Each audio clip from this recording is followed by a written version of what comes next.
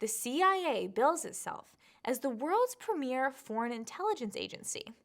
They're not supposed to be involved in domestic affairs at all. All this is supposed to be happening overseas, not here.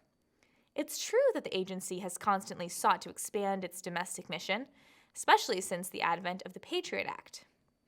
As citizens, we were assured that these cases were exceptional and had to be signed off by its director and the Attorney General.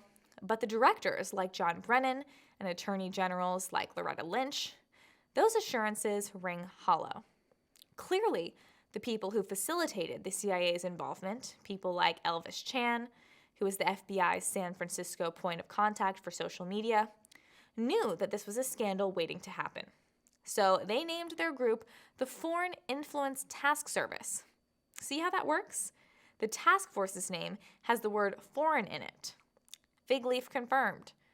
But that task force's ostensible focus was in reality all over the board. As Taibbi reports, despite its official remit being foreign influence, the FITF and the SF FBI office became conduit for mountains of domestic moderation requests from state governments, even local police, unquote. Leading into the 2020 election, Taibbi also states the requests became so numerous that entire spreadsheets of tweets and user accounts were being sent over with what Taibbi calls digital execution requests. It was not just the sheer number of requests that is frightening. It is the fact that even the stridently leftist rank and file at Twitter were at a loss to justify the actions they were taking against these accounts.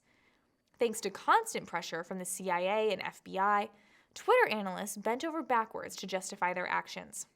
The former CIA Twitter executive even admitted that increasing government aggression regarding these takedown requests had practically eroded Twitter's independence as a private company. Quote, "I think that our window on that is closing," end quote, the executive says, given that government partners are becoming more aggressive. The executive then admits to just marking the requested domains as unsafe, despite lacking any evidence, if only to appease their government overlords. The window they were referring to was in fact Twitter's ability to separate itself from bureaucratic control. There are many more scandalous facts within this one thread.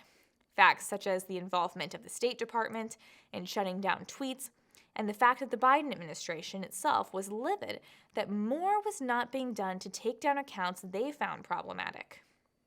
But overall, the most damning detail here has to be the fact that areas of the government dedicated to protecting our country from hostile outsiders and foreign influence were using those same mission parameters against her own citizens. These actions are violations of oaths of service.